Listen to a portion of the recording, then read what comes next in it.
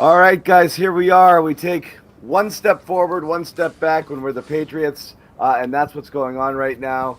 A game that's interesting just because there's a lot of good, but then there's still just way too much bad, and some of it seems preventable. And we'll break it all down with Mike Kadlick and Taylor Kyles, who are just getting out of the Patriots locker room and are obviously, as you can see, down at Gillette Stadium where the Patriots fell 28-22 in a very winnable game against the Rams, one in which Gerard Mayo curiously said they felt like they were always in control of. That was an interesting comment, I thought. We'll hear from Mayo. We'll hear from some of the players. We'll talk about Drake May's day. But, guys, like I said, I think there's two obvious takeaways. Drake Maye continues to, and I'm being told I've got a mic issue, so I'll double check it again. It's on. You guys not hearing me? I hear you fine. We're good. Okay, if the chat has an issue, let me know. We'll adjust as we go.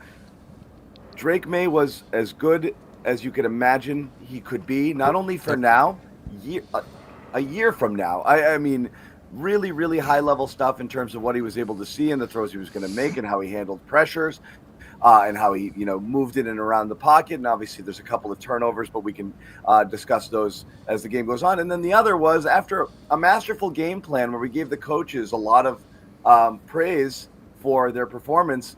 This was a really shaky day at the office for the Patriots coaching staff today. So again, guys, what you're coming out of there right now? What kind of pops for you as your primary takeaways for this game? Go for it.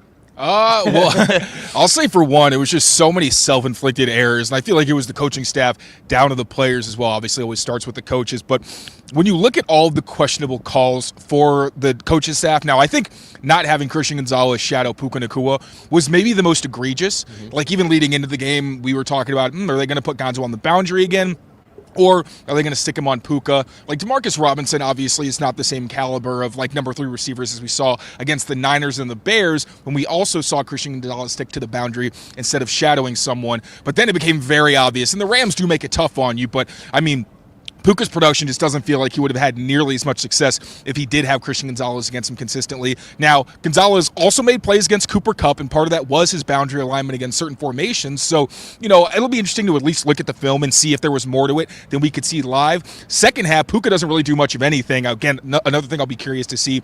But it felt like the questionable or flat-out bad decisions from the coaching staff were always exacerbated by poor execution. Like, DeMarcus Covington calling the all-out blitz. Jonathan Jones is a veteran who should know if you are the only person who can make the tackle, you cannot try to make a play on the ball, because if you do, no one's going to be behind you. I was shocked when I saw him sprawl out. And then obviously I just assumed because it's John Jones, he must have, broken it up. Nope. Turns into a long touchdown.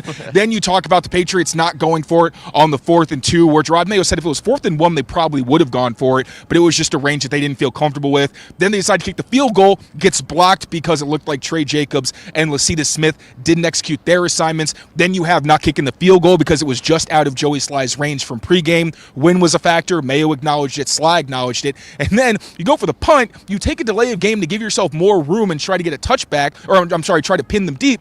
Then you end up with a touchback. It just felt like, no, the coaches didn't always put them in position to be as successful as possible, but you can't, as a player, make it even worse by making all these mental errors and egregious mistakes, and then penalties were another thing that kept shooting the offense in the foot when they seemed to have promising drives. So I know everyone automatically goes to the coaching staff, and everyone thinks I don't critique the coaching staff for whatever reason, maybe pay a little more attention. But again, I do think that the coaches made some mistakes and definitely had some calls they'd probably want back, but you can't make it worse as the players with your own self-inflicted errors. Yeah, I'm with you. Nope, go ahead. Sorry, John. Can you guys see it? I've got it on the screen here. I honestly think Taylor and I did not collaborate on this. I know. There we go. and Great minds think alike. You guys are right. We hit literally almost every single one of them here. Including, I thought at the end, not having the Rams re-kick there and putting you on the 10-yard line. It's like, how much worse could it be? The 5, the 3? Right. And you need so there was just a bunch of different things here. And then I thought, I'm adding this one to the list as well, attempting that point the point after they got blocked, which again, I don't think is wrong, but it's inconsistent because against the Jaguars in London, in the same exact scenario, they opted to go for 2 and didn't get it, which left them down 9. And in this case, they did the other. So I felt like in so many cases, maybe you can justify it after the fact, which I know Gerard Mayo did, but it almost felt like flipping a coin in terms of what they chose to do and when they chose to do it, whether to go for it deep in the deep in Rams territory or to kick the 54-yarder. I don't feel like they were well thought out. I felt like they were just impulsive in the moment decisions. And again, I feel like they could have just as easily gone in the other direction, which is what is confusing and confounding. The other ones you mentioned, Taylor, are strategic. Leaving Gonzo, this is what the Patriots used to do to the Jets and Darrelle Revis. They're like, I'm going to throw an absolute jag out on the boundary, and I'm just going to waste Revis. He's just going to sit there and chase somebody who's running nines all day long and just clearing things out. For the love of the game.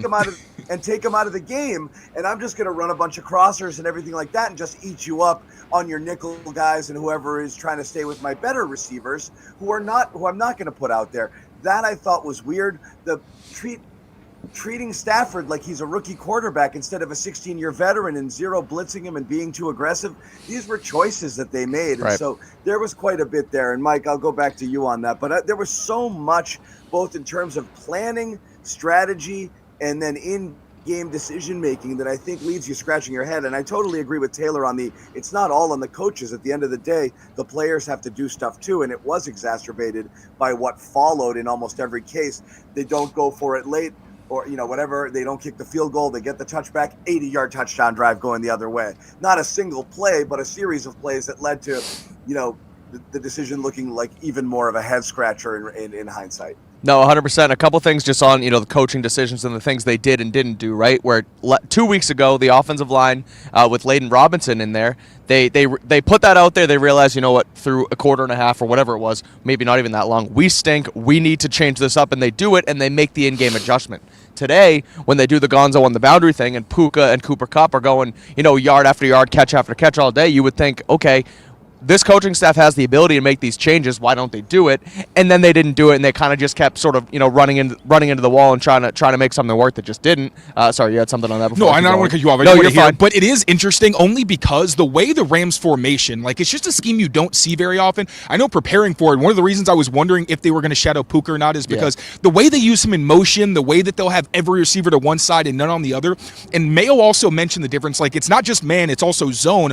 I think part of it was that when you prep for a team like the Rams, maybe there's just so much that goes into it, formation identification and all of that. They were worried if they decided to flip the strategy during the game, that might have led to confusion where it's like, okay, it's zone, where am I supposed to be? Totally. That's my only thing on that. 100%. Again, why I want to check the film and see if that was part of it, but that's the only thing I can think to that. No, you're right. That's a good answer. The other one on the offensive execution and what you said on how the coaches put them in a bad position and then the players don't execute, right? They go down, they go for it, they're down at the 6, they get stuffed on third down, and then they don't go for it. This place goes up in boos. They kick the field goal. It's still a 2-possession game.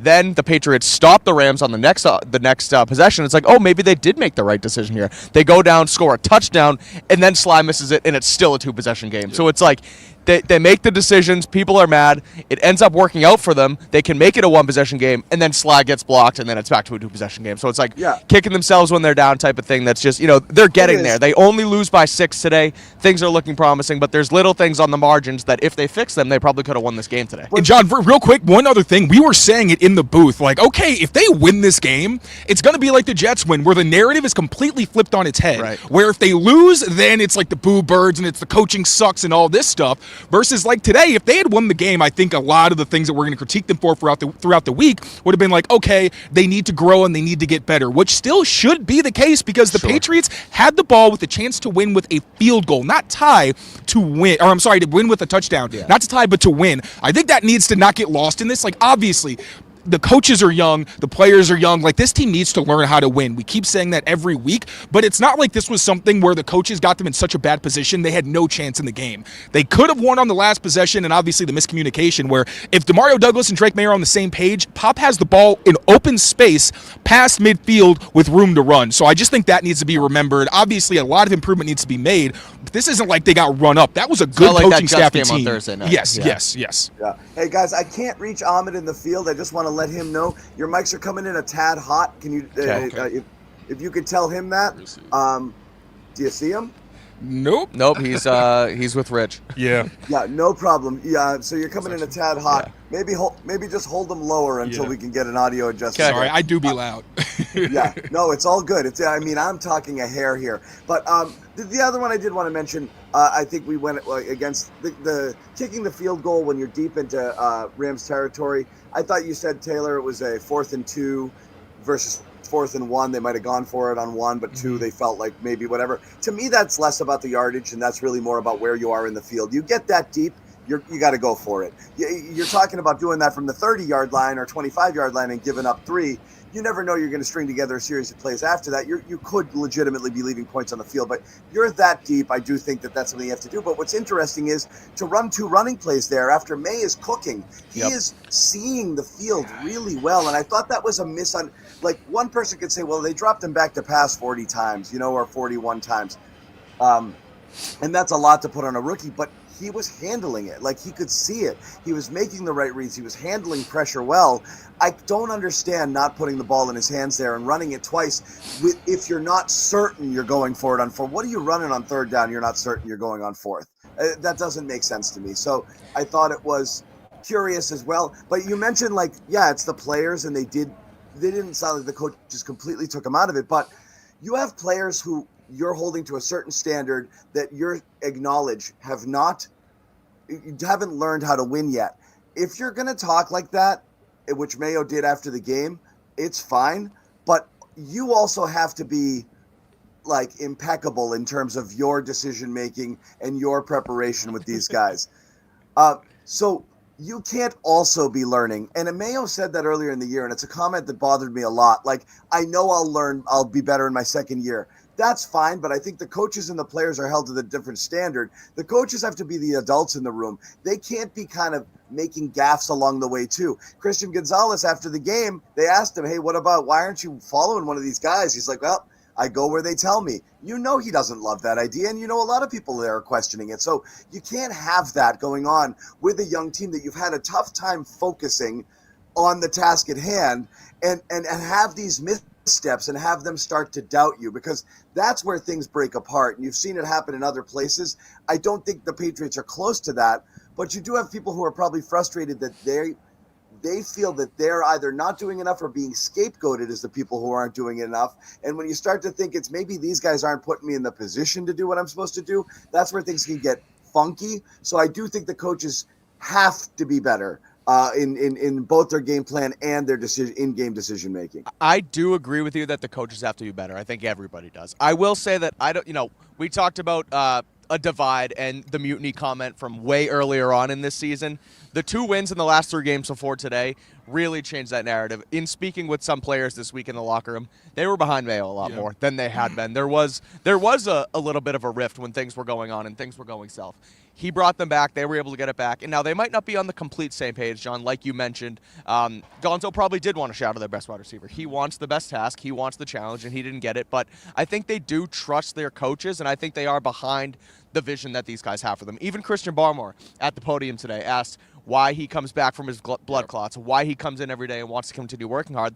He mentions his teammates, he mentions the coaches, then he goes, my guy Mayo and DC, guys who put their defense in bad positions today. And so I think they trust them. I think it's growing. I think they need to learn.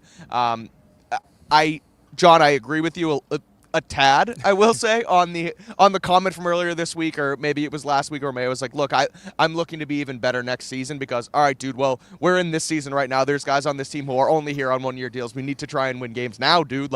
Stop making this a learning, growing process. But realistically, that's what this is. Yeah. This is a longer-term rebuild. Nobody wants to hear that. But it's also, he was asked about that. He didn't just pull that out of anywhere. I think somebody specifically asked him about that, and I thought it was a good answer. It's the kind of answer that you flip on him. Would be, I'm just focused on this week. And he's not Belichick. I'm not saying he should be. I'm just saying that's the difference. And also, I can't stand this thing of the mistakes, you need to learn from them. And one, like you said, they didn't do the same thing they did against the Jaguars in the situation near the end zone. It was a different decision. There have been times where they make the repeat decisions and we get on them. I was going to say it also.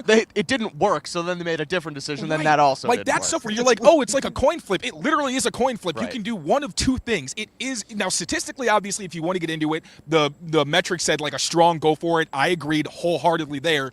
Yes, we can critique that, but it's not like they're always doing the same thing. And when they are doing the same thing, we keep going back to, but they're not executing well enough nor either. am I asking them to. All I'm saying is, if you went to your doctor and he was like, I'm going to be, it's my first year. I promise I'll be a better doctor next year. And you're like, no. Why are you going to a first-year doctor We're in his also own not practice? talking That's about insane. saving lives here, guys. We're talking about you to be a good football. doctor. Go to a veteran today. doctor. That's insane. Yeah. I need you to be a good doctor today. Not tomorrow, today. Anyway, Yeah, right. So look, they're going to catch heat for sure. I like the analogy, John, but I also hate the analogy. That was like the because, one I tried to pull out a few weeks ago where I was like, what about on my streams? You guys came after me. Like, one of the things that I've said about this whole thing when everybody's in your mentions and fighting back and forth and it's like, fire Mayo and they stink and we need Bill back. And it's like, the one thing I've always said, and I heard it the first time from the great Tom Curran from NBC, like, let's all take a step back. It's not like we're covering the Pentagon here. Right. This isn't government. This isn't what happened in Washington 2 weeks ago. Like, this is football. And so, yes, you don't want a doctor to be your first-year head coach. Or your I definitely don't want to talk to my first-year head coach. No, but you don't want your head coach doctor is to a be a doctor? first-year doctor. But it's like, okay, we're not talking about saving I don't lives here. mind if We're he's my talking about doctor. football. I just don't right. want him to be like, I'm still kind of figuring it out. No, That's all. But he is. But that's another thing. Like, I know it's a frustrating thing to hear. We And it's know not like every that. time Mayo does something wrong, he's like, oh, well, I don't know any better. Like, it's not like he's doing this all the time. I just think it's unfair for us to be like, when people are saying, oh, my God, he isn't ready as a head coach. And you have Bill Belichick, like, a week or two later being like, yeah, a first-year head coach is an impossible job. And if you don't have the right supporting cast, it's really hard. And I think he is learning on the fly. You've got a first-year offensive coordinator, first-year defensive coordinator, and these aren't excuses. These are things we've been saying since all the way going back to the spring. Like, I don't think it should be this whole mentality shift. It's it just not. sucks when you have these close games. And again, close games, the Patriots have only really been blown out once. And I think that's something that we need to acknowledge with all this youth on the coaching staff and with the players. But it does need to be better. I'm not making excuses. It's less about whether he's absolutely right in the fact that they are new and it is hard. Yes, but is this the right environment for a team that is trying to figure stuff out, is incredibly inexperienced, young, with a rookie quarterback, and you need to be on point? That's kind of the decision is this was bringing, like, that's where people are going to look at it, was bringing in a rookie coach with a pretty green staff what this team needed. We've talked about problems in the wide receiver room and problems, in other positional groupings where you've got people that they might all end up being tremendous coaches down the line. It's a challenge. And when it rears its head in games, guys get on hot seats. You don't have the benefit of multiple years of doing this as a coach. Your leash is that way of coaching. Leash is shorter. Yeah. The leash is as short as it is in coaching. And I was listening. We've seen John Gruden all of a sudden back in the media game. He was talking the other day in a video where he was at like the 1999 annual the league meetings, the coaches meetings, where they have the owners and they do the head coach the head coach photo that everyone sees. And he's looking around and it's Marty Schottenheimer from the Chargers and Dan Reeves with I don't even know where Dan Reeves coached. Joe Gibbs with Washington. And he's like, I'm looking around and I'm 33, and all of these coaches have been here and been able to develop a system for 10, 15 years. And that's not what the NFL is anymore. And that's the reality of the situation. But let's also put it into context. So this year, the Bears and the Raiders are the teams that you look at where, they had to pull the plug pretty quickly. Now, first of all, you have to look at ownership. The Krafts are not hasty, where it's like you have one bad year and they're going to pull. I'm sorry. The Krafts are not the kind of ownership where they're just going to pull the plug fast. You know who pulls the plug fast? Bad ownership, like what the Bears have, like what the Raiders have. Like, first of all, that's one part of this. I don't think the Krafts are going to seriously consider pulling the plug until one, like, you get 2 years of just like, oh, this is terrible, and also they lose buy-in from the locker room. Yeah. Mayo's not close. Alex Van Pelt's not close. DeMarcus Covington's been here for years, and I know we want to talk about, we threw all these new young guys in, all these inexperienced guys. All right, well, Gerard Mayo, we all thought, like, obviously, maybe they should have had the coaching search, and you can debate that for sure. But when you look at, like, the offensive coordinators, almost every single option on the market wound up going somewhere that was familiar, and Nick Caley didn't want to come to the Patriots because he didn't know what they had. They didn't know the quarterback. The talent wasn't very good. So, one, they didn't have a whole lot of options, and the two young guys they did bring up are guys who had experience in the system and who Kraft was like, you know what, it. It might be rough at first, but we're going to give them a chance. So I just feel like we need to always remember the context when we say, oh, this coaching staff is so young. The team sucked last year.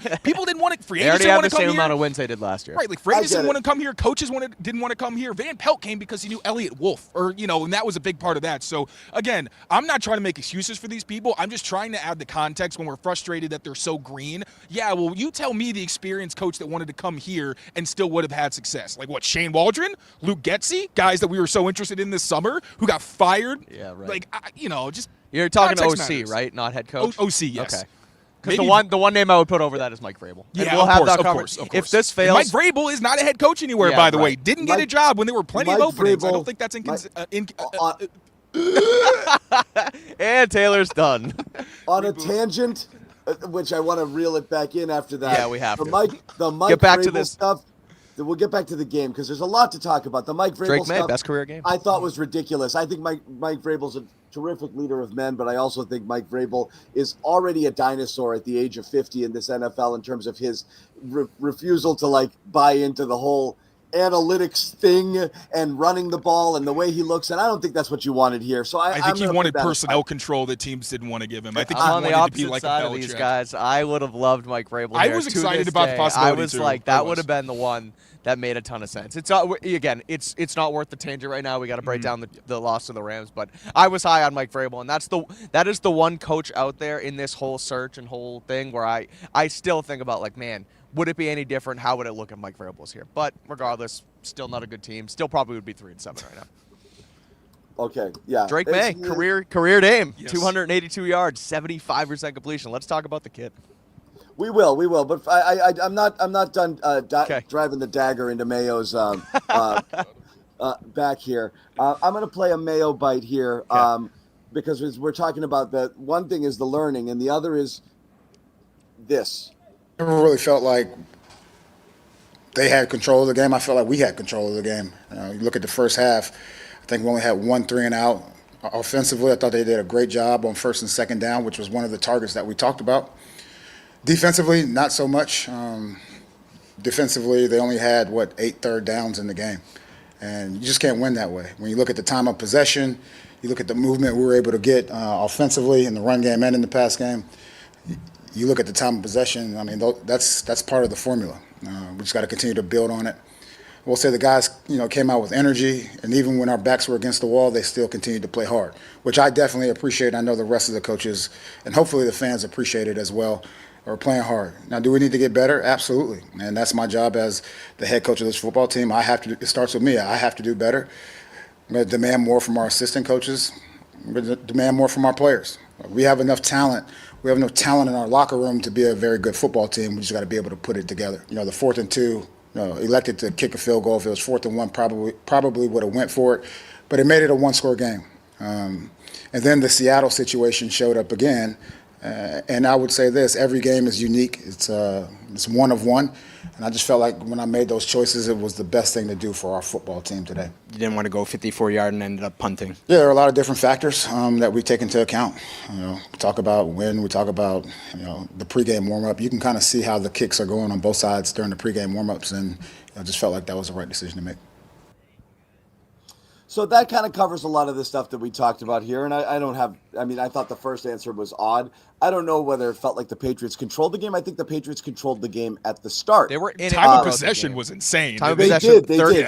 37-22 Patriots. So they clearly had the time of possession, and again, the Rams scored quick a couple of times. Yeah, that Kupp one didn't help. That was like And it was on a 15-second drive.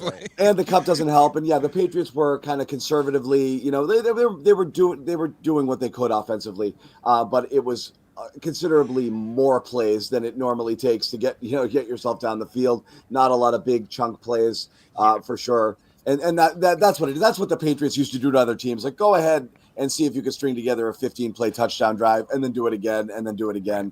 And it's harder, but they ended up with the ball, no doubt about it. That was him talking about the different game, the different situations in the game, which again, Taylor, you said are unique, and I don't necessarily doubt that. I will just say my final thought on it. We'll put a bow on it after you guys comment. We'll move on to Drake May, but I don't think the coaches lost the game any more than the players lost the game. But I think if the coaches coach better, even with the poor execution, they win. And I think if the players execute better and don't make dumb mistakes, even the way that the coaching went, they win. Yep. It was a winnable game.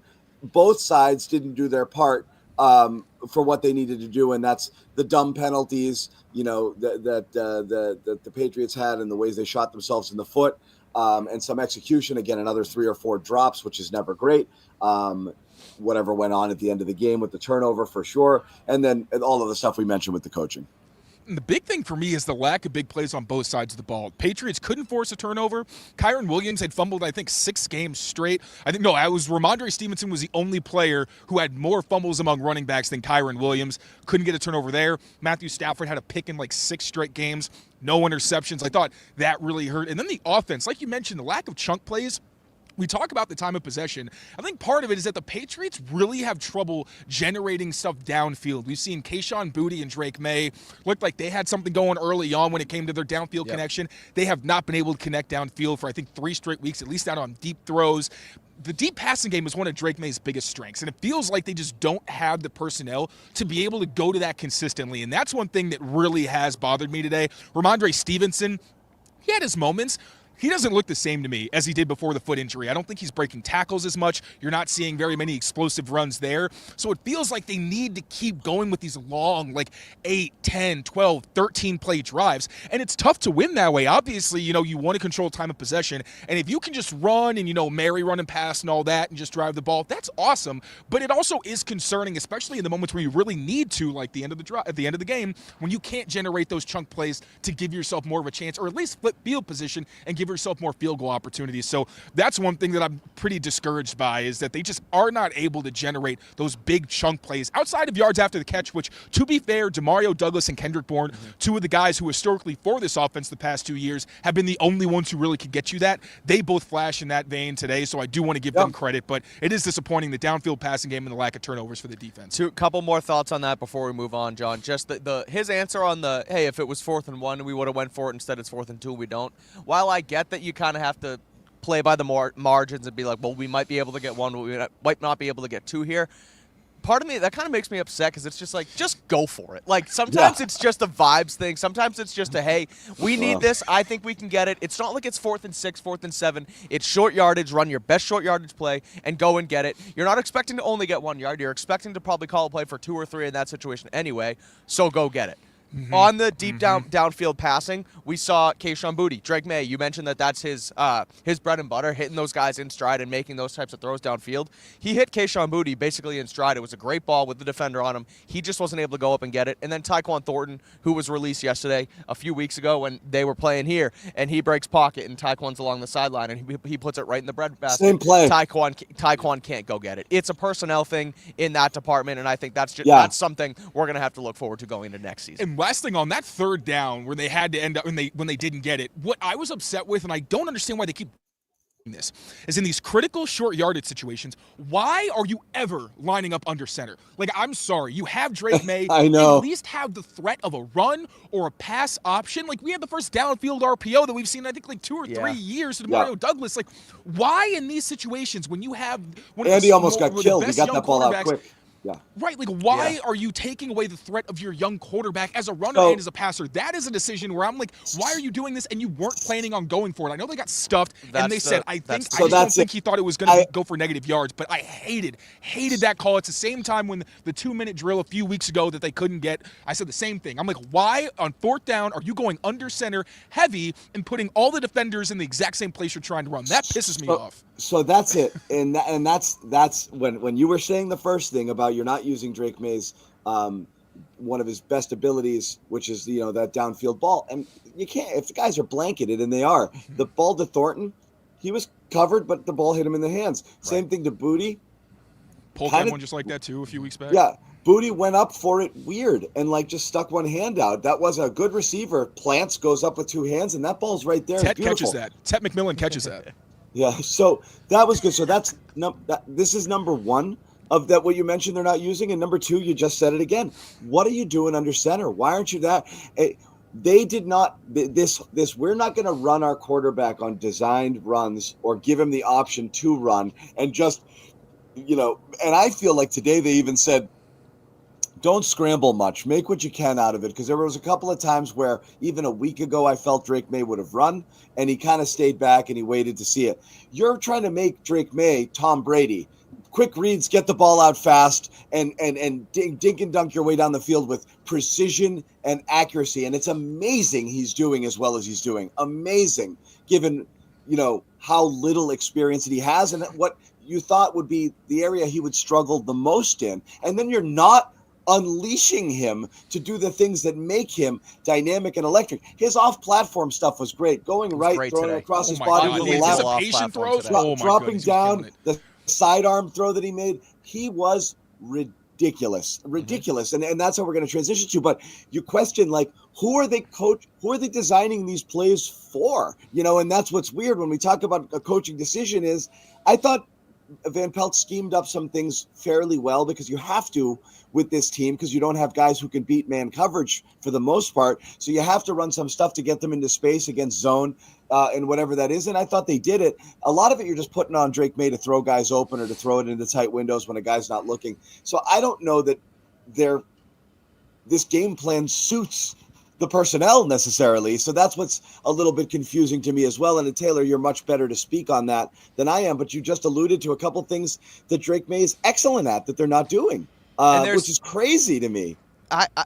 If it's 4th and 1 and you are heavy package, under center, Drake Maye, Ramondre behind you, my guys against your guys, I'm okay with that in a 4th and 1 scenario. If you trust them and you want to go get your yard, fine. But I like how you mentioned there's a difference between that and having an under center play on 3rd and 6 or 3rd and 5 rather, even a shorter yardage, right? Where you're not going for 2. It's not 2 down territory. Give that guy a chance on this play and then run the under center thing on 4th and 1 once you get your 2 or 3 yards the next play. So you got to give yourself a chance. You got to make him there are times where it's 4th and 1 and a quarterback's in shotgun, and it's like, why the hell are you spread out? You need 1 yard, and your guy's already 5 yards back. And I get those situations, but in this situation, you're totally right. Let him have that ability to run if the throw's not there and make the play. And when it comes to Drake Maye not really running around as much, that's something he's talked about for a couple weeks. He wants to be a passer, not a scrambler. Honestly, Today I respect he said he wants to scramble to throw, too. That's the right, thing he's been exactly, working on the last couple weeks. And we've even said last week there were a couple times where it looked like he had opportunities to convert 3rd downs and instead tried to run and got tackled short. So I'm not going to really judge that part before I look at the film. I do like a young quarterback, not too much like a Caleb Williams where it's like, all right, no, you are actually imprisoning yourself in the pocket. Don't do that. But then we did see there were a couple times where Drake Maye did break the pocket and was able to scramble. But the game plan, this Rams defensive front is terrifying. I was really worried about them coming in. They're so explosive. They're young, but they're super, super talented and tough to match up against. I liked getting the ball out of Drake Maye's hands quickly, especially because he's been excellent as an underneath passer. That was the biggest area. In his first start, I'm saying, all right, quick game. A lot of his struggles have consistently been in, all right, I need to put that foot back right at the top of my drop and get it out. He's looked so much better. A couple throws behind Hunter Henry. We did allude to that. Those are a little shaky. But for the most part, I'm like, this looks like a different dude, especially when he's throwing across his body while he's about to get a hit. I didn't mind the game plan, I will say that, but it did look like when they tried to drop back, he's just looking for somebody to get open. Pass protection held up a few times. I don't think they were as egregious as in other weeks. I saw 4 or 5 pockets where I'm just I think it's a coverage sack, or I think they're just nothing really on the back end. Sure. Yeah, they're clearly still struggling on stunts here, and they're having some tough time picking certain things up. And there's a couple times guys just got flat out beat, and that's going to happen. But it's not the same. I think both sacks came on line games. You're right. Yeah. Yeah, exactly. And it's not that leaky breakdown. Just getting beat by multiple guys and the complete pocket collapse that we were seeing in the early weeks. So, but we do want to talk about Maye. We kind of alluded to a bunch of stuff here because it was so impressively good in ways that, again, I don't think, without hyperbole, I'm floored by some of the things he's able to do at this point in his development. First off, though, we do want to tell you about a couple of our terrific sponsors here on the Garden Report, and we will begin, of course, with Prize Picks, the #1 DFS app out there and the exclusive DFS partner of the CLNS Media Network. Oh, am I looking on? We're playing Game Time. We're playing Game Time video. And this is Let's Patriots put up the Postgame, prize not the Garden Report. But we love you, John. Huh? That's the video I've got. No, you called it the Garden Report. We're on Patriots Postgame. Oh, yeah, that too. Did you think we were talking about the Celtics? No. Pick more, pick less. It's that easy. All you have to do is sign up. You get play 5, you get 50 instantly in your account. 50. You don't even have to win. You just have to sign up. And it's great, and it's a ton of fun, especially now. NBA season, NHL, all of that's underway. Doesn't matter. You can cross sports here. Pick as few as 2 players, and watch up to 100 times your money roll in when you win. And again, pick more or less on any stats. Great deals out there, fun stuff. Flex Friday, Taco Tuesday, where you get discounts on certain players as well. Sometimes you're going to get free squares and just a bigger opportunity to win money when you play Prize Picks. So again, use that code CLNS when you download the app, play 5, and get 50 into your account for new users. Sign up today. Let's get back to game time, because we do love game time as well. You want to get in and see the Patriots play, and it is fun. Anticipation, guys, you could probably speak to it. Like, there's a vibe in there today, right? Yeah. Like, There was some traffic on the way down to the stadium today. You could smell the burgers at 9 a.m. when we walked in. It's a real tailgate vibe. season It's down different, here. right? Yep, The it's last different. home game, I literally was looking around just like, where is everybody? Yeah, like, are they different coming vibe late? today. Different vibe today. It was good stuff. So get in there if you want. If you want to get tickets to sold out events, go to Game Time. Use the code CLNS, $20 off your first purchase. Terms do apply. You see it right there on the screen. It's well worth it. It's not just sports. Obviously, you can get in, check out your favorite concert, anything like that. I've used Game Time several times. It's great. The all-in pricing, panoramic view from your seats, so you really know exactly what it is you're purchasing when you get your tickets. Lowest price guarantee, plus prices go down as you get closer to game time or kickoff or showtime. So best seats, lowest price guaranteed. Download the Game Time app. Create an account right now. Use the code CLNS for $20 off your first purchase. So, guys, getting back to it again. What time is it, John? It's game time. Game time. Hell yeah! Let's go. It's too bad that this can't just be the Drake Maye victory party celebration show, because That's like every loss. I know, because what do people care about most? And what's funny is I think we've actually undersold some of his successes relative to expectation on what could be done given the personnel and the situation or the opponents or whatever it is. And I still believe that, like, I think Drake Maye is being sometimes judged as a veteran in terms of, like, well, he threw that behind and he threw the whatever. 10-year veterans are doing that on a weekly basis. No one's playing perfect games. I think we're so used to Tom Brady here that it's like you are used to some perfect games. And I think, Drake Maye has you're waiting for that moment. And it was close today, right? Because if he doesn't throw that pick to end the game and marches him down the field when they were given that opportunity, this would have been his statement and his arrival. And Drake Maye would have probably been the number one storyline in the entire NFL tomorrow if he'd led them down the field. Because you've got Caleb Williams and his kind of whatever, and they beat him last week, and Jaden Daniels and the Kingsbury offense has kind of come exposed. Yeah, Yep. they lose on Thursday, right? Has come back down to earth, and all of a sudden, people are like, did we get the best guy in this draft? And I don't think that that's a ridiculous point to make. And I think every time you see Drake Maye, you're seeing a little more and a little more. And while progress isn't linear, he is getting better each week, to the point that the announcers today were absolutely, I know you guys are at the game, gushing. Like, I can't believe this is the guy we saw Sanchez. 5 weeks Sanchez, ago. yeah. Gushing. I thought he was Puka Nacua pregame. Just fun story. I saw Mark Sanchez with the bun and everything, and I was like, why is Puka wearing like a jacket? Why isn't he out in uniform? And Mike's like, nope, that's Mark Sanchez.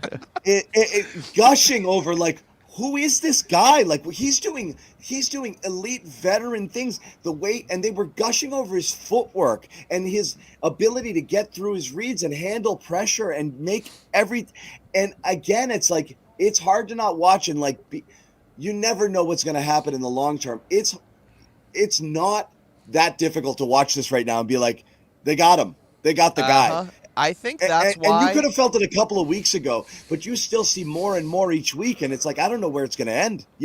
I keep seeing more from this guy. And I don't want the bubble to burst, but you have to be over the moon if you're a Patriots fan. If you wanted one thing this year, it was, please tell me we drafted the right guy. And honestly, I don't mind if we lose a few games, as long as I see some improvement and get some draft picks next year too. So you're kind of getting it. But now it's like, shit, they could win with this guy and just this guy alone. Like they could put it on his shoulders and like win a few games here. And now you kind of want to see more and more.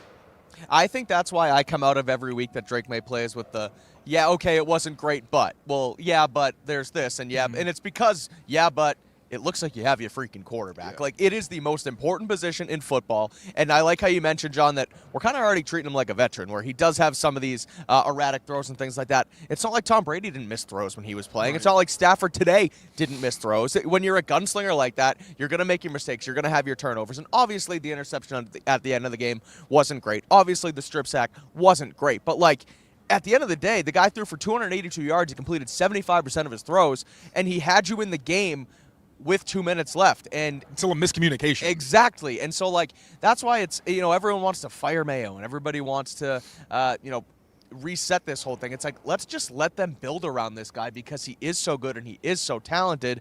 Yeah, but you finally, I think, have your quarterback in the future. After Tom Brady's gone, you tried Cam Newton, you tried Mac Jones. Those didn't work. Drake Maye's here, and it's pretty exciting. And the only reason I personally hold Drake Maye to a high standard is because I know he's capable of a lot. Like, this is a guy where when we've been asking him questions, sometimes we'll ask and try to give an out just so the question, we don't sound like assholes, honestly. Where it's like, yeah, but did you see that? No. He will not make excuses. No. Like, he's a lot harder on himself than we are. And that's the only reason I say, okay, like, I know he can be better. I know he's going to work on this. Because if we critique it and he improves, then we can celebrate him. You know, like what I talked about, the underneath accuracy. I was really worried about it earlier when he started. Now I can say, look at this. He's hitting his guys in stride, even when he's off platform, staying in the pocket, not putting himself in harm's way. Like, obviously, all the little things that he's not doing well still need to be acknowledged because, one, it's like, okay, we know where he still needs to grow. And when we see every single week, like you talk about the footwork, I was looking at last week and I'm thinking, really, because we didn't do our kind of the same Drake Maye breakdown we usually do where I kind of lasered in on, yeah, he's drifting into pressure. Sometimes he's kind of putting himself in the middle of the pocket and then trying to throw it. And it's like, dude, you're going to get clobbered. You got to stop doing that. And you can see he understands and is trying to be better. So I agree. The mistakes, especially when it's a miscommunication, the strip sack, yeah, that's tough. He probably should get it out of his hands. But also, they've almost all come from the blind side, which he is, got murdered. Yeah. Right. And exactly. That's really just a tough play. there. That's a tough play. Yeah. But for most of the game, I'm saying he's excellent. Like, you really have the feeling now that you haven't had since Brady, where when the Patriots have the ball last, there's a legitimate shot they have to actually move the ball down the field because of Drake's legs, because of his decision-making, because of his accuracy. So anytime they went on that field, it wasn't like the other games where I'm just like, oh my God, just like get a strip sack or something, just end it, please. Like, I know that Mac or whomever or Bailey isn't about to lead this game-winning drive, but with Drake, it's like, no, they got a good chance because he's got the arm, he's got everything you need. Just going to take some time to get that talent around him where he doesn't have to carry the entire team on his back. Yeah. At least the offense. Right. Yeah. So that's maybe that's put him the in the corner. positive. So to speak to that, what you just said there is like, and I'm seeing it in the chat as well. People are having a hard time enjoying having gotten the guy because I do think that you look at what's going on with the team and think like, well, what else? And like, there's definitely some pieces on defense and fine. You got some okay performances out of like number 3 type receivers, like a Douglas or a Bourne, but you know what you don't have. And then you recognize how difficult it is going to be to get those things and start thinking like, oh crap, are we going to waste this? Like we got this guy, but you'd love to see more around it. And like, I'm not getting into the Jalen Polk stuff yet because it's not important enough to talk about now, but like, boy, would you feel a lot better if you hit with one of your receivers now instead of 2 guys that like not only can't see the field, shouldn't see the field. And I'm sorry, I'm always for playing the kids. I think Polk's got to be a healthy and active for a little while. And I'd put Osborne back in, and I'd put professionals around Drake Maye who are going to, even if they're unspectacular, are going to do what they're supposed to do and make the simple plays, because I think it's not benefiting anybody to do that. So I think that's where some of the frustration comes in. It's nice. You do have Bourne and Douglas who are good yak guys and a good and rebound nice from Bourne this week too, where he doesn't play a snap last week. He's their leading receiver today. He has the touchdown. First touchdown of the season? Yeah, right. And I love everything he said after the game too. But go ahead, Mike. And his suit. No, he did look dapper on that the was thing. nice. But no, quickly just on Baker, too. Like, he's a guy who can't see the field on offense. They put him out there as a return man. He returns the first kick to, out to the 45 or something it was a 40-yard like that. return. And then his following return, he takes it out, like, jogging nonchalantly, Yeah. kind of strange. And then he tries to hurdle someone. And then he doesn't see time he as fumbled on it. Oh, yeah, he fumbled. muffed it Yeah. and then Fumbled it. kept trying to Oh, get that's it. what And it was. He Okay, messed yeah. up trying to get it like a couple times. And then that he didn't was see the that. field as a returner That again. was It was it. Hasty and Gibson for the rest of the game there. So And that's a week after. I didn't even notice this on my initial film review because I wasn't really looking at him specifically. But when I did want to see all 4 of his snaps last week, he ran a route on a running play where I think his assignment wound up tackling Ramondre Stevenson on what should have been an even bigger carry that could have gotten them in the end zone. So I know we talked about this last year with Kayshon Boutte, where towards the end of the year, everyone's like, oh, why does it matter if they're making mistakes? I'm like, what do you mean, why does it matter if they're making mistakes? If you go out there and you get false starts, right? You get the guy killed, you don't run the right route, a wrong route can lead to an interception. Again, like a missed assignment leads to what could have been a bigger play not being that. So I'm with you, John.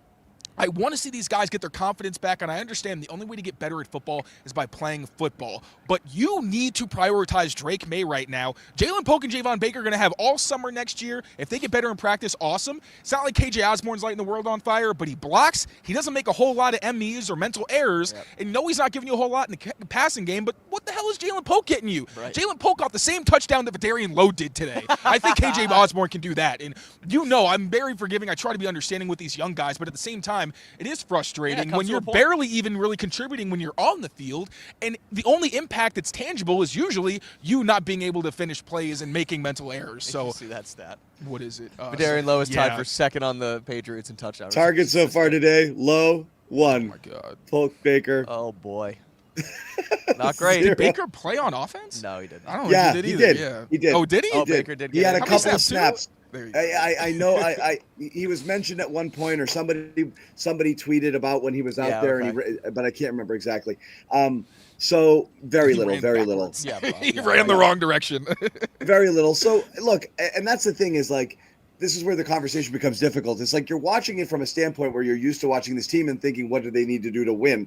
And some of the stuff we mentioned regarding Drake Maye, hey, maybe they use him differently. But like in the grand scheme of things, not getting him killed and letting him continue to develop as a quarterback, doing the things that good quarterbacks need to do, might be more important than just like grip it and rip it and heave it downfield into double coverage and turn the ball over just because you got a big arm, or just go out there, run and break a rib like Jaden Daniels did in a Kingsbury offense that's very centered around getting the quarterback out there and using their legs and doesn't really hold up in the long term. I just don't want to remove it as an option. That's all. But right now, you can't be upset about anything that's happening in terms of the trajectory of Drake Maye, because again, even the comments after the game, and as I said, the announcers during the game, you can't believe it's like AI, like it's learning at a rapid rate, like you can't believe how much different. We gotta shut this kid down before he takes over the world. Exactly. Like world domination is like by week 17. It's going to go into other sports. Yeah, right. When does it stop? Exactly. So that's the thing is like, and Kendrick Bourne, one of his comments after the game was he's striving for perfection, and like he's improving at a rapid rate, and I think everybody sees it. And that's what pre-draft, why I liked him more than the other guys. It's just like the vibe. You keep using that word, but what you get from him, the attitude. Like when he talks about keeping the main thing. Sometimes you talk about like family and things like that. It can get a little choppy in these draft processes, but a lot of the time, especially with these quarterbacks, you thrive when you do have a family around you, especially with athletes where there is that level of perspective and that kind of almost sick kind of work ethic where it's like, I'm going to be better. And when I'm not, like, I'm going to take it very personally. You saw that with him in the pre-draft process, and obviously as soon as the Patriots drafted him, you could really see that come to the forefront, and that desire to constantly be better, because if he's not good enough, it's going to nag at him. And not just that, but then the physical talent to really take advantage of it. I think you're starting to see it. That's why I'm not really surprised. Obviously, there's a certain level that you expect to see a quarterback grow, but we talked about it like during the process where it's like, yeah, he's going to grow. I don't think the flaws that he has are going to persist, because he has the physical talent and the work ethic where he's going to work to improve those things. Also, just one quick other thing on the receiver situation with Jalen Polk, he's really taken over Kendrick Bourne's role in those 2 receiver packages. He doesn't play in 3. When it's 3, Kendrick Bourne would go on. In the 2, it's Jalen Polk. I think after Kendrick's performance today, again, another performance where Polk doesn't do a whole lot for you, I do think we're probably just going to see Kendrick Bourne slide in and be the true wide receiver 2, and obviously, Demario Douglas as the 3 when they go into those types of groupings. Very quickly, thank you, D. Any super chats here go directly to the host. We always do appreciate it. We don't ask for it, but we do appreciate it. It helps us continue to bring this content to you free and frequently, which, again, is one of the keys here. And I know you're going to get a lot more. Pat's Daily, baby. Yeah. Pat's Daily, you're going to get more from Mike and Taylor on this tomorrow when they kind of get a chance to break things down and continue to look at it. So, talking about Drake Maye, obviously you had the strip sack fumble, which again, it was tough, and that's that. He did get smoked on that play. I don't know if it's much ball possession and just simply straight force of impact, where he just got rocked from behind. Ball comes out. It is what it is. But for the second time with Drake Maye as an opportunity to lead the team down the field as a starter of the Patriots, and a chance to do something, you had overtime of the which game? The Tennessee game, where he throws a really ill-advised pick, which again I think was actually deep ball over the middle that ends up turning into an interception. I think that was strictly a wind-induced or just underthrow. I actually think that throw might have been there if he'd let it. So I don't think it was as bad a decision as we thought the first time. But that's neither here nor there. Then you have the last play today, which is what looks like just a bad read by one or the other or both. Again, it's hard to say. And I know, Taylor, you talked about it. I want to hear the players give their take on it, and then you can tell me what you thought, because I think people have been a bit back and forth on this with what happened, and everybody saw the game. Ball sailed, and Douglas didn't turn around, but it still might have been overthrown regardless. And Douglas might have done the right thing there. It's hard to quite be able to tell, but here's them talking about it after the game. Accepted, just kind of what went wrong there? Just miscommunication. Which, going back to the question earlier, you go back and look at the Rams versus the Seahawks and those guys making those plays down the stretch. It's very impressive. And look, we'll grow into being able to finish and close out these games. Just got to go back to work, get on the practice field. Tomorrow, we'll clean up a lot of this stuff, and then Wednesday is change the page on to the next game. You just play through what happened on that play? Yeah, it's too high look, and pops up the middle, and they're pretty good up front, rushing 5. So I try to kind of put it on them and kind of hit him over the linebacker, and Pop was thinking probably deep, but at the end of the day, just got to be on the same page. And I think Pop did the right thing. I guess got to just talk through more conversations. It just goes back to me during the week doing more, talking through different situations. Hey, I may put this one on you versus let it rip. So. That's about it. What were you thinking at that point? I was running my route. I mean, did he not throw where he was supposed to go? Or? Just miscommunication. Both of us. We'll take it. I didn't really get to see it because I was still running. But I just heard, heard the crowd not turn around, and it was an interception. So. And I think Gerard, Coach Mayo mentioned maybe miscommunication. Yeah. Something where you and Drake were maybe seeing something differently, or right. Hard to know. Right. I'll say miscommunication. Yeah. Just leave it at that. I don't want nobody to turn anything. Yep. Pop. Smart. Yeah. So, Pop. Sorry. Very quickly, my take. That's 2 guys there who think it was the other guy's fault, but that's okay. Pop. I think I disagree with that. Yeah, I disagree. Leave it there. And Maye was like, yeah, I'll eat it. I'm the quarterback. I'll eat it here. It's he did what he's supposed to do. So again, your interpretation of it here. They both handled it well. No one's throwing anybody under the bus. But my vibe off of that is each one thinks it's like, yeah, he should have done the thing I wanted, and Pop's thinking, yeah, I did the right thing. He should have thrown it where I was. But anyway, how did you guys read the whole thing? So this reminded me of the Seahawks game where Gonzo and Kyle Duggar had that bone coverage. I asked both guys. Gonzo wouldn't say anything about it. Duggar was the one who acknowledged what it was. Usually the guy who is like yeah, miscommunication. That's all I'm saying. That's usually the guy who wasn't at fault in my, in my brief That's what I mean. experience. They both So, said And that's it. right. Yeah. That's but I think that Drake gave a little more information about it and was like, yeah, it was too high. I was trying to put it over the linebacker. He said that. Then DeBarro was like, not. I think Drake understands that whether it was miscommunication or not, I think he was the one, like you said, it was a high ball. I also think that whatever reason was, the veteran usually I'll defer to as well.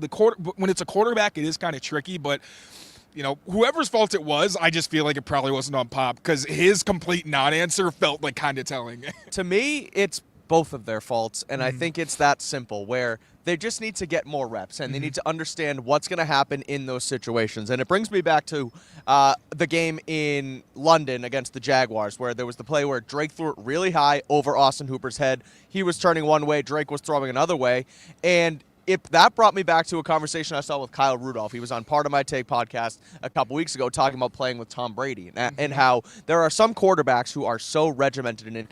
You need to run 12 yards here, break it 16 here, and get to this spot here, and I'm going to put the ball right here on this time, where sometimes Tom Brady was like, if you're open, just turn the hell around, and I'm going to put it right on your chest. And I think that's what Drake Maye was doing with Hooper in Jacksonville, and I think that's what Drake Maye was doing with Douglas here, where there was that void in the middle of the defense. Drake just tried to basically whip it right on Douglas's chest. Douglas sees there's a void here, but there's also all of this space in the back quarter or the back half of the field. I can run under this and score a touchdown, and I think that's just where the miscommunication came from between those two guys. So they just need to rep those things out, and these wide receivers need to get on the same page with Maye and realize if I'm open, turn around, and this guy's just going to try and make a play and put it on me. And that's the value of like Drake Maye being able to grow with some of these receivers. Right. It's like Matthew Stafford and Cooper Kupp. One big reason they're so successful is they have a mind meld where they really are on the same page, and Kupp knows, I feel like I'm open right now. I need to give Stafford my eyes so I can be available. That's why Puka Nacua is so damn impressive already through his first 2 seasons. Him and Stafford are already on the same page, and that guy's been playing not even 18 games. It is unreal. Let me ask you a quick question, Taylor. Just to people at home watching this, just walk through how this works, right?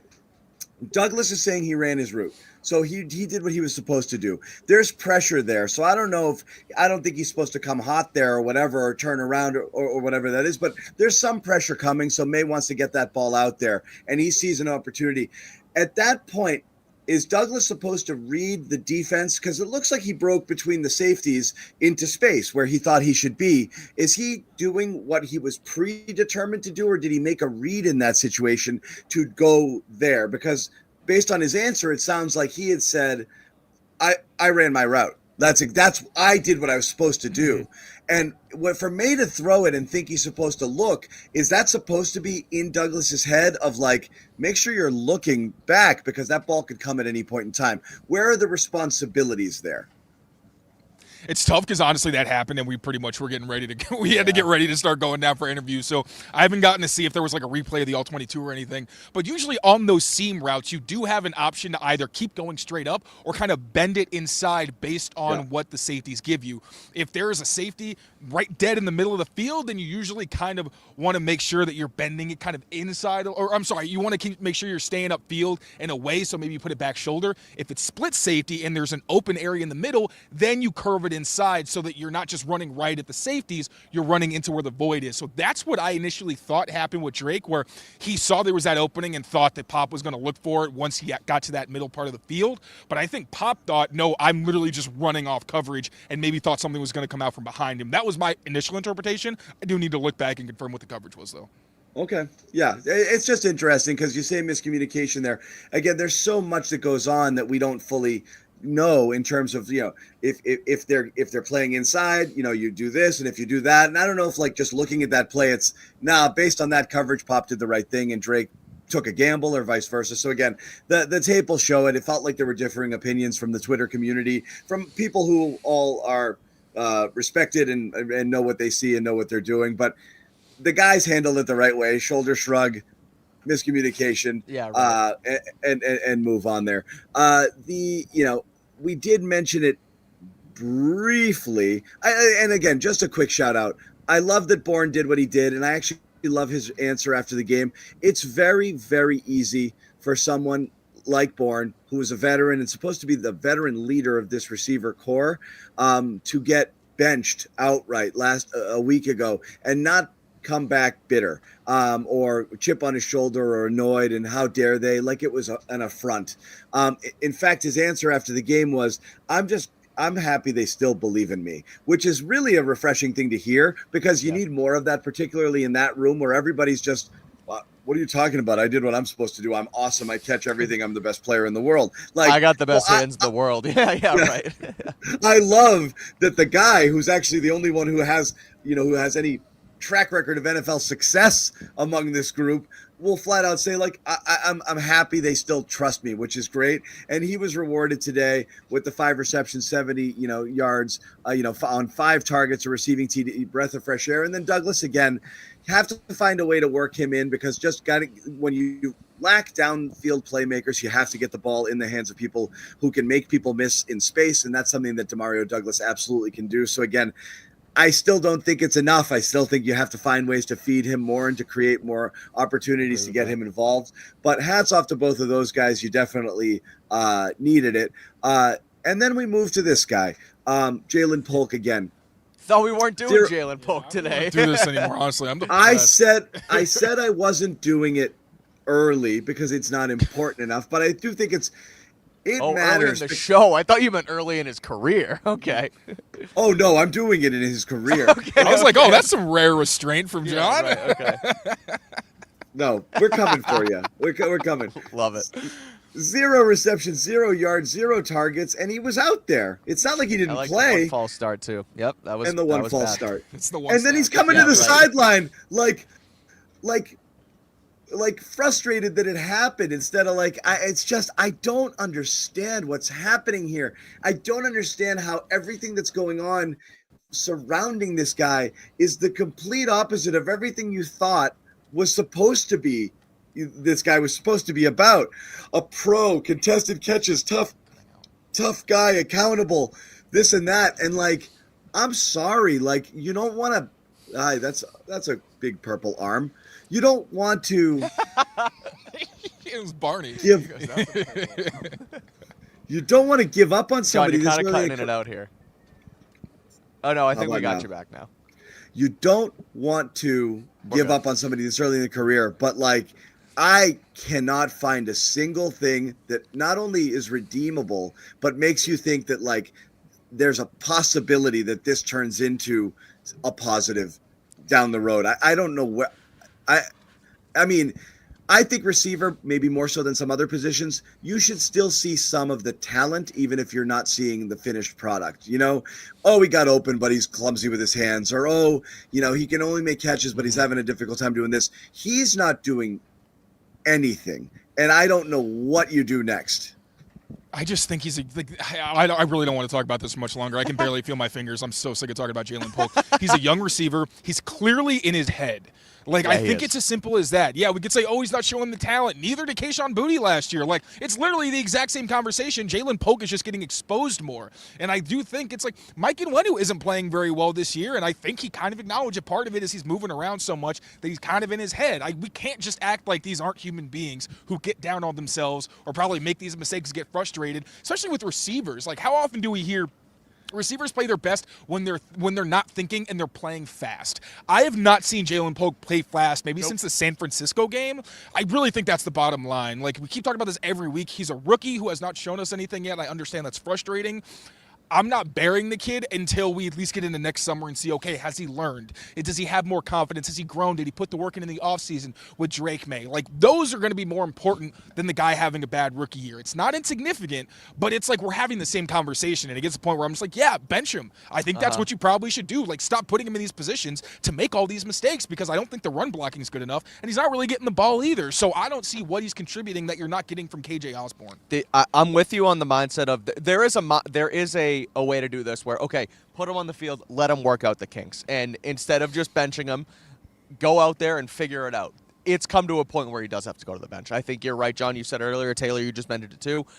He needs to be sat down and, I don't want to say punished, but it's like we can't trust you, we can't put you out there and think that we're going to have the best chance to win right now. KJ Osborne gives them a better chance to win at that position right now for the Patriots. And so sit him down. It's not it's not a end-all be-all of Jalen Polk, right? He's not a bust yet. You mentioned it. He's young. He can work through this. I forget if it was on Postgame last week or if it was on Pat's Daily at some point within the last few weeks, but like Nico Collins has turned into one of the best wide receivers in football. And I'm not saying Jalen Polk could do that. He may. We don't know. But I'm not trying to say that that's his ceiling. What I'm saying is Nico Collins for the first couple years in Houston was not a good receiver. He was a no-show. He did nothing on the football field.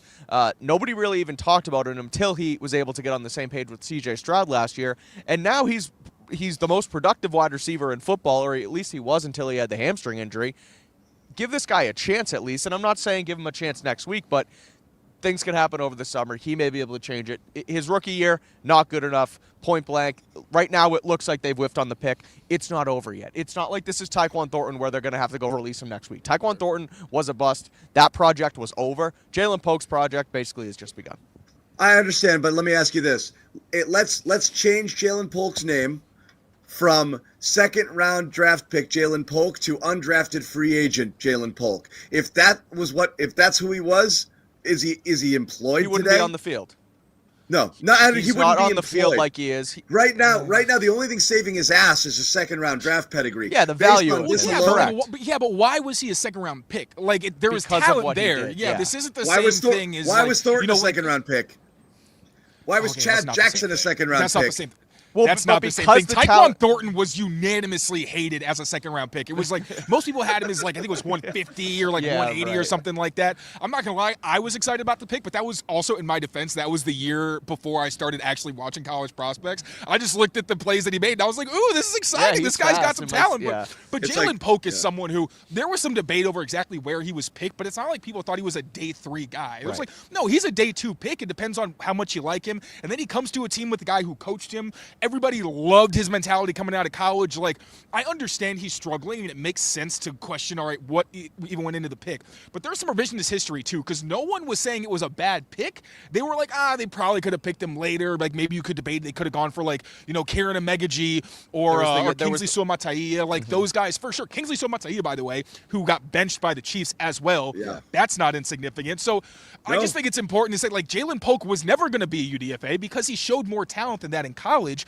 We just got to get this kid to stop thinking and play to his strengths. Yeah. That's when I think, all of that's going to come to the It forefront. felt a It is. little reactionary, maybe not be the right word, but they wanted to get in the back end of the first round when they did it. They couldn't. And then they needed to make it happen with this guy. And so they took Jalen Polk because they missed out on those guys at the end of the first round. And now, from what he's done when he got here to now, and he was in a UDFA, he probably wouldn't be employed. Like what he's done has been it's been a nothing burger. But the fact that he was a second round pick, he has value for you in this franchise. And what he did in college, he has the connection with Hughes, like you said. He is a leader. Like he does at least deserve a chance with what his track record was before he got to the Patriots. If Tyquan Thornton can make it for 3 years as a second round pick, I think we can ease up on Jalen. Look, we've done it with N'Keal Harry as well. I mean, this is not new ground here. It's No. it's No, it's we're well frustrating, versed and in yes, this stuff around here. We know the Way story. too well versed. Yeah. We know the story. It was Leggett and Coleman as the targets at the bottom of the first or early second. Missed them both. Traded out. And that pick ended up being Lad McConkey, who looks like he's been outstanding as well, too. So again, Can't have it's 2 slot frustrating. receivers on the field. He could not play with Demario Douglas. I'm just going to say that. I Well- do not like they should have taken Ladd. No team wants 2 slot receivers. At least Jalen Polk can go outside. So take the sometimes. better one. It's like it's like the old Lou Gorman. I'm going to date myself here, but that's fine. Where would we play Willie McGee for the boomers out there? Like good players are good players. Draft good players. It was exactly that. It was a Red Sox GM back in the day who had a journeyman center fielder playing there, and there was a possibility of them signing a perennial all-star, and he was like, where would I even play the guy? It's like in center field over your journeyman center. Anyway, it doesn't matter. Lastly, like I said, we're going to let Taylor go, but we did want to end on the positive note, Mike which has is to again, stay. which is again the Drake May. Yeah, Mike says today how good Drake May was, and again, just listening to everybody talking about him, I thought it was worthwhile. We did have this sound I wanted to play for everybody before we wrap it. Great. It's awesome playing with Drake. He knows what he's doing. He knows what he's seeing. Obviously, he wants that play back. He wants to be better, but I think it's just a process for everybody. Everybody has the same approach. You want to be better. I want to be better. So what I went through, what I go through, I want to play better every week. You try to put the perfect game together, but you never can. You strive for it. So I think that's what's awesome about him. He's striving for perfection, and he's growing at a rapid rate. I'm behind Drake. Everybody's behind Drake. Mistakes are going to be made, but he still made a lot of plays today. The offense, they came out and they really did what they had to do. They were making plays, scoring points. So I mean, it's good rallying behind Drake. He's a leader, and it'll be fun to continue to play with him. Obviously, he has a lot of talent, and I mean, we see that day in, day out, but I think just the growth in the offense, growth in seeing things, growth in, just even simple things of just how we do the run game. There's so many little things in offense that go a long way, and I think each week he's continuing to grow, and it's fun to kind of continue that growth with him. So there it is. They like him. Taylor's cold. We're going to let you go. But Drake Maye, again, should be more of the story because it's the most important thing. But it is, once again, a frustrating loss for the Patriots, who had a winnable game. And it's amazing if you stack them all together right now. This team's 3-8. They could be 6-5. Probably not doing that much different, which forget moral victories. Normally I don't care about them, but it shows you. They are, I did catch a little bit. You guys mentioned Tom Curran earlier. He had a really good line on the NBC postgame. He said, don't look now, but this team is kind of working its way towards mediocrity. And it sounds like an insult, but it's not. What he's saying is they're actually not, they're not not bottom feeders like we thought they were going to be. They're closer to a middle-of-the-pack team at present, given May and some of the things that are going well, than they are to a laughingstock disgrace of the league, even a team like Jacksonville who beat them at present. So they are trending towards mediocre with very little around them, and a lot of that has to do with Drake Maye, which is great. Once again, Mike Kadlick, Taylor Cowles braving the seasonably warm New England temperatures out there. Seasonably wait, warm Taylor. for you. I was in LA for 2 years, my guy. I'm not used to this yet. Still, East Coast kid, your blood didn't change. You have no idea what LA does to a person. It made me soft. I'm very aware. I couldn't go out on this field to play football for Gerard Mayo. He'd be like, "Sorry, guy, you're soft as puppy shit." It's football weather, baby. You're not the first person, I'm not kidding, who said exactly that, but it is what it is. So once again, I don't know. No, a lot of people are like, it changes you fast. Quick shout out once again to our sponsors, Prize Picks. Get in on the action, new users. I hit my lineup today on Prize Picks. Oh, it's Drake Maye. That's right.